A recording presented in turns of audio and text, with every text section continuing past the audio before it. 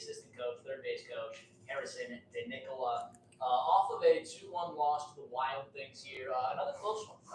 Lot, I think maybe different than anyone was thinking. It's a pitching matchup so far. I mean, it's really been a lot of pitching. We've only seen, 8 runs so far in the full series. Pretty different from what we've seen the past few times out there. Yeah. Anything you're noticing on that? Or just really good pitching for both sides? Just really good baseball. I mean, there's some really great defensive plays I want to talk about.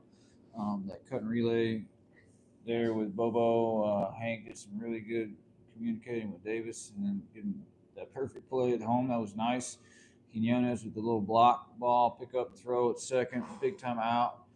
Davis with that nice, I think, underrated play, that short fly in center.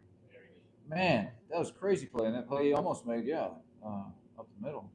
It was nice, but no, a great defensive game. Hector Davis, nice play. So, man, it was a nice defensive game. I thought we did pitch well. It was a good baseball game. Yeah, clean all the way around. I don't think any errors in that game. Nothing given.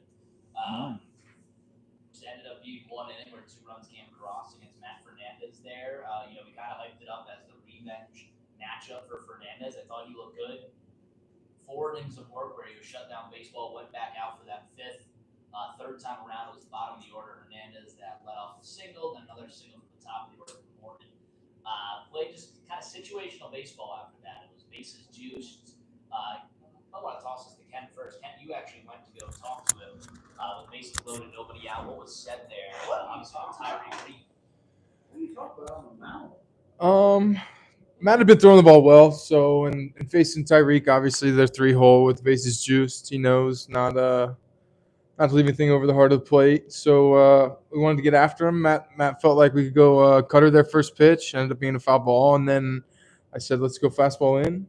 Got a fastball in, missed it down, and then I think he went fastball again, fouled off, and then Reed, got a sac fly out of it. But I thought overall Matt threw the ball well. Big bounce back after a tough outing against him last week. It's good. Pass the stick too. Just kind of been the theme of the series so far is get your job done, pass it to the next guy, and just keep that momentum rolling to every guy we hand the ball off to. Yeah, do you know what pitch count he was at that point? I think, he was sick. He was at 60 going into the 5th, and so we kind of knew, somewhere around there, the 5th might have been his last, but obviously after getting a little longer, it was. MidKO Bro says hi. MidKO Bro also saying subscribe. And then official Bengals fan, yo, I love you guys. Also said hi. I got 15 people in here. If you guys have any questions about the game, feel free to ask them. Shout you out in the broadcast. And he also looked good against that part of the order. He struck out, that side. Mm-hmm. Was Reed, check, and then was it Cauley after. Andrew Jack then hit the sacrifice fly. So, like I said, it was pretty situational baseball from then on. What'd you take away from Fernandez in that start? Obviously, he's dealt his 3rd loss of the season. I'm sure that's a place where he doesn't want to be, but what would be your message to him? I think just kind of keep building off of each outing. I think we're still early in the year. He's not where he wants to be, in terms of where he's going to be at the end of the year after 15 to 20 starts under his belt. But I think he's done things in each of his starts where he can build off of and kind of keep growing as a starter. And hopefully his next outing is progress just like this one did. Yeah, I mean to me it seems like kind of just inflated from one start, right? The other 2 games he just wasn't provided the offense. It was allowed. I mean, first game 5 innings pitched, 1 run, it was unearned, and he still was dealt the loss there. And then today, obviously, we only put up 1 run for him. So 2 of the games where he pitched very good, only giving up 2 or less runs, he still gets dealt the loss. We can flip it over to Harrison DeNicola, the third base coach and assistant coach. What do you see from the bats today? Obviously, weren't able to kind of put it all together, lacked that big hit. But what do you see from the bats today? I thought their pitchers did a good job of mixing it up. The whole night, I would say it's probably 60% off speed, maybe 65% off speed. So you got to be patient during those ABs. Got a couple of the, new guys, the rooks, We're swinging early when we can be patient when we got guys throwing like that. Like I'm looking at the sheet right now. We struck out 13 times. We're just gonna have to put the bat on the ball a little bit, just with 2 strikes. But it was just a duel, both sides. They got all their hits, most of their hits, really in 1 inning, and so it's fun to be in that environment too. That it comes down to 1 swing, Zay coming up to the plate at the end. I didn't see anything too crazy. They played small ball. We had an opportunity to play small ball too. Ended up going into a double play, but. I didn't think anything looked that bad. Maybe a couple big swings, but looked mature out there for the most part. Like I told you last time, we're going to say that a lot. But yeah, it was a baseball game today. And you hope you can get in those. But yeah, nothing crazy. Let's talk about that small ball there. In the 9th inning, I wanted to know what the decision was. Maybe it's whoever wants to answer. Was it a design bunt and he just didn't like the pitch he got? Or I know he pulled back, a few times, but the second strike, obviously, which forced him to swing, it was there. So was it a design bunt, or were you guys just hoping for the fake bunt? No, look, the game tells you to do what you need to do. Everybody in the park knew he was bunting. If it was, anybody but Barry Bonds, he was bunting. He did go for the first one. He didn't pull back on the first one. He went for the first one. The second one, he pulled back late. So yeah, I mean, if it was a design bunt, yes, it was. It's going to be like that all the time in a situation like that in a 1-run game where we've been striking out a lot and the sticks aren't that hot. So anybody in that scenario, other than the hottest guy on the planet, is going to have to bunt. Perfect. That's a good answer. Yeah, I mean, well, I'll just piggyback off of it. Like, don't get me wrong. When the game gets going, we're going to do everything in our power to win the game with the tools and stuff we got. So when it comes down to a 1-run game, it doesn't. Yeah, like Harry said, man, that situation, guys got to get in scoring position, and I'm using Zay to hit 3 in that 3 spot, whether there's somebody on base or not. But obviously, Craig gets on. That game plan going into that whole entire inning was you plan it that way. Craig gets on, we move him over. We use our bullet, we line up throwing over, and we're rolling right here. So it's fun. It is fun to be in those moments. Mhm. It's nice. It's nice to feel those and be able to have those situations to go to. So, what else you got? Good. Got any questions? Get some questions going in here.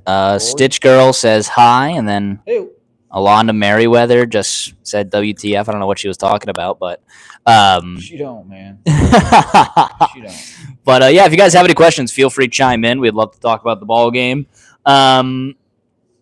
What about the lefties in the lineup? 6 lefties in the lineup. It ended up being against D. Valerio was kind of what we were hoping to attack. Didn't pan out exactly as we wanted it. Only 2 hits, I think, from the lefties there against D. Valerio. I think the math was 2 for 16, but I could have been wrong there with 2 walks as well. Anything looking towards that in the future? Obviously, it's the lineup that we got. You're gonna have to stack lefties sometimes because we got a lot of lefties on our team. So, what'd you think of that matchup today against D. Valerio? It wasn't really the plan going into it. I knew even before I got the matchups, kind of 2 lineups I wanted to roll the first 2 days. I want to get Albert in there, and I knew Craig's down the first day. He's playing game 2 anyway, so it just lined up like that. And it lined up where the splits, lefties hitting 440 against Steve Valerio, so it kind of looked in our favor. And I liked what we did. I liked our approaches. Hit column aside, we were at 73 pitches through 4 innings, so we're completely on path of our get him to 90-5 plan. And they had a quick 5th, and he was able to go back out there. But yeah, I thought he attacked us different.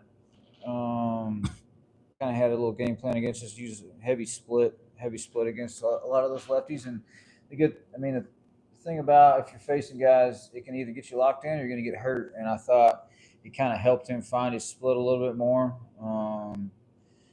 And it got him a little bit more comfortable as the game got on. He got out of some jams, man. He got tip cap there. Like we had the stress on him multiple innings. This guy's in scoring position. I thought we ran the bases really well. Hank put us in a good spot there in that 1 inning, sneaking that bag in, and that Bobo at bat. So, man, it was a fun baseball game to see our guys play, like I said, at a mature professional level and doing things right. Just to get that big knock when we needed it, but it's coming. Yeah, flipping the switch here.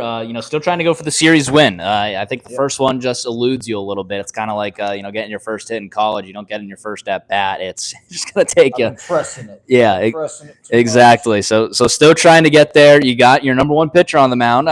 Number 1.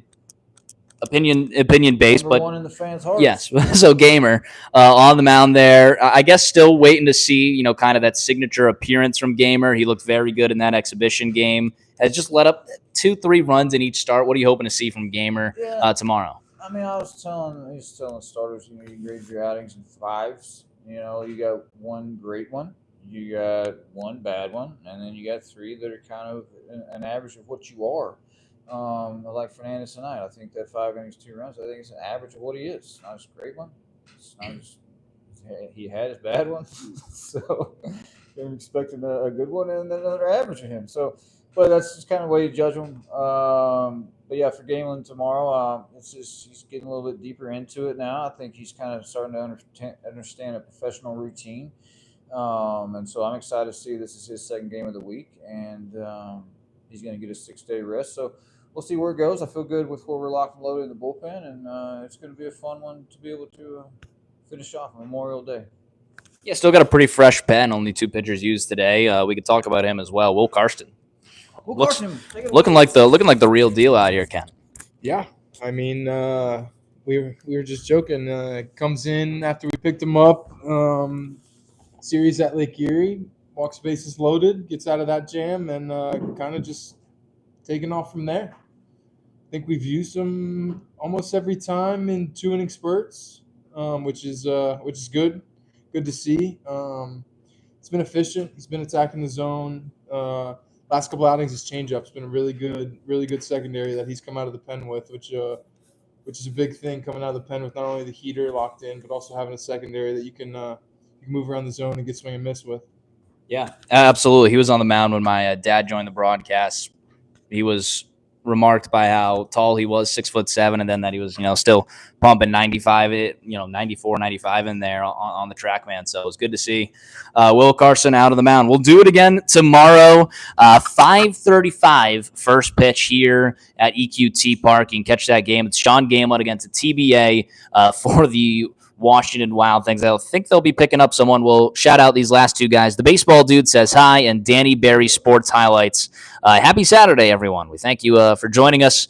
Next time, guys, ask some more questions. We're happy to talk about it here on the Florence Y'alls post-game show. Thank you guys for joining us. He says, yo, shout out the Red Wings. And then Elizabeth Dean says he's Purdy. How about that? We'll catch you next time on the Y'alls post-game show.